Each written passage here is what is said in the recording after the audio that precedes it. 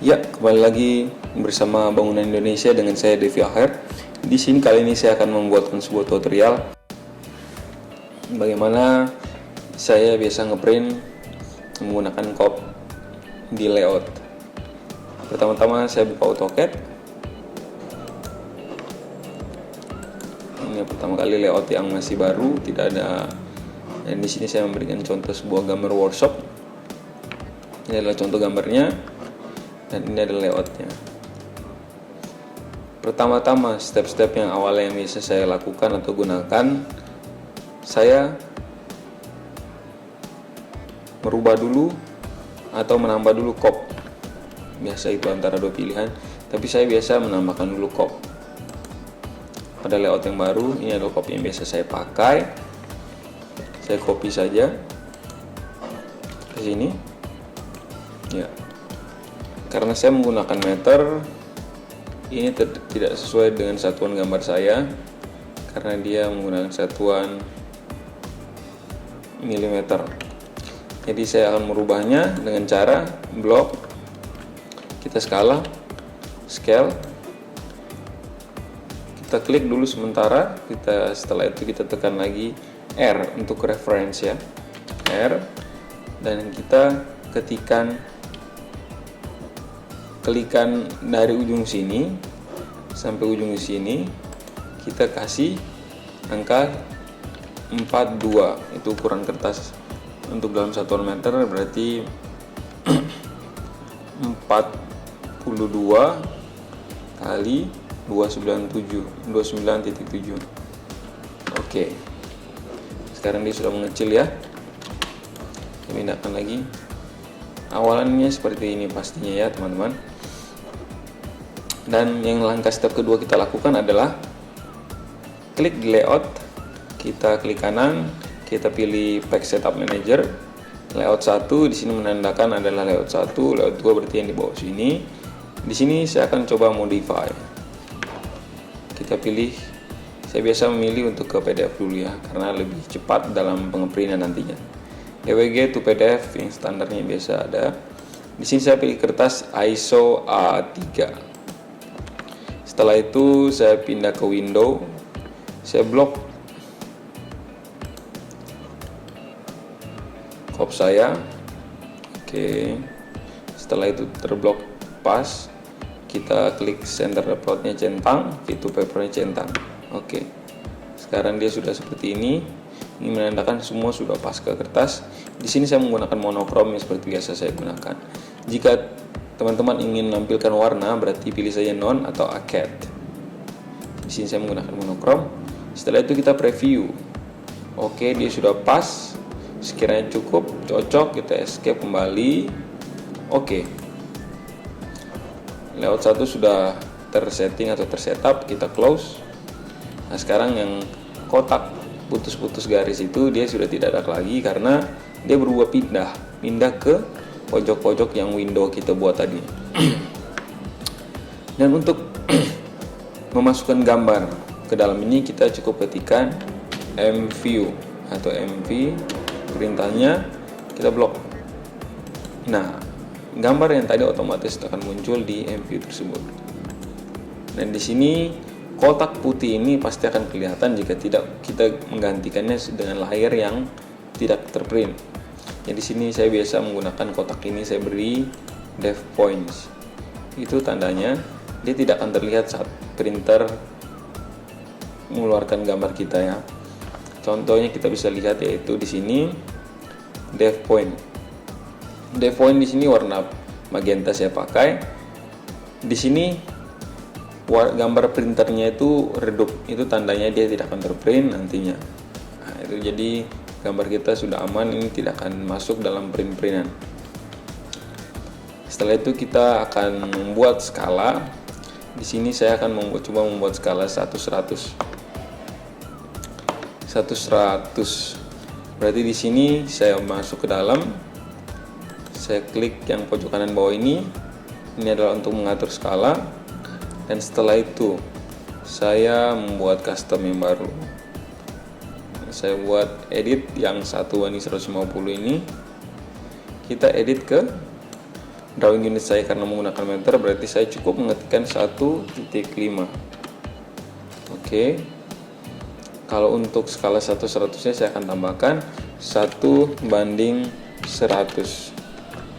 Drawing unitnya ya betul sekali sudah 1 ya, jadi saya tinggal oke saja. Nah, di sini saya oke cukup. Saya akan merubah skala ini menjadi 1/100. Coba saya tes. 1/100. Ya, seperti ini. Saya rasa ini sudah proporsional dalam gambar, ya saya tinggal mengatur ini saja. Kelebihannya menggunakan MVU, ya kita menggerakkannya sangat mudah dan cepat karena kita geser yang satu, di sebelahnya juga ngikut. Nah, di sini kita bisa menempatkan gambar ini di mana saja kita bisa taruh. Kita taruh di atas juga boleh, taruh di bawah juga boleh. Begitupun nanti misalnya kita membuat sebuah gambar detail, gambar kita ini cukup kita taruh di pinggir. Nanti setelah itu kita buat MVU yang baru. Di sini untuk misalnya contohnya detail misalnya, dan saya matching saja yang ini ya, biar tidak terlihatan saat di print. Setelah itu saya buat skalanya lagi ulang. Jika saya ingin membuat detail seperti ini, ya katakanlah seperti ini. Nah, setelah itu skalanya kita harus tetap mengaturnya di sini ya. Jadi kalau sebelum saya contohkan, saya tambahkan dulu dengan cara custom. Kita buat lagi tambahkan 1/20. Drawing unitnya saya cukup ketika 0,2, itu tandanya 1/20. Kalau untuk 1/10 nya saya akan menambahkan lagi di sini 1/10. Di drawing unitnya cukup saya ketikkan 0,1. Oke. Setelah itu sudah cukup, kita oke saja dan kita pilih lagi di sini. Kita aturkan ke, saya coba tes ke 1/10. Ya, ini sudah sangat detail ya. Coba saya buatkan ke 1/20. Ya.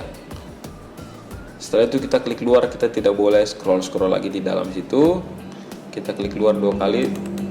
Nah, ini adalah detail, nah, ini adalah tampaknya. Nah, dalam perencanaan detail biasanya saya menggunakan polyline untuk membatasi potongannya. Dan saya rubah ke garis tebal biasanya dan berikan garis putus-putus. Nanti akan terprint itu yang garis putus-putus ini, garis yang depth point magenta ini tidak akan terprint. Setelah ini kita bisa saja memberikan ukuran-ukuran. Saya berikan contoh ya. Di sini ini adalah yang biasa saya pakai dimension. Skalanya saya atur saja ke standar hurufnya. Setelah itu saya mulai memberikan dimensi-dimensi seperti sini. Ini ukurannya ini. Kalau kita mau lanjut memberikan ukuran lagi, lanjut ke continue. Kita aturkan kedudukannya kayak gitu dan seterusnya ya teman-teman. Di sini lagi kita berikan ukuran gitu ya. Ini cuma sebagai contoh jika kita nantinya akan membuat gambar kerja. Sangat-sangat membantu sekali jika kita menggunakan layout dalam penggambaran. Nah, untuk atap kita biasa menggunakan, misalnya kita mengukur kemiringan atap menggunakan align. Align ini untuk mengukur kemiringan dari atap. Biasanya saya pakai. Oke. Untuk jarak kuda-kudanya nanti dan seterusnya di sini teman-teman ya. Jadi dengan kelebihan menggunakan layout itu kita gampang dalam menggunakan berbagai ukuran skala gambar dalam satu kertas. Itu ada kelebihannya. Jadi di sini nanti kita tinggal tambahkan kop-kop saya di sini teman-teman. Jika saya mencoba tes printkan gambar ini, saya beri dulu namanya. Di sini menggunakan namanya saya berikan tampak depan. Oke. Nah, jika saya ingin mau ngeprint, saya tinggal Ctrl P, preview, dan beginilah hasilnya.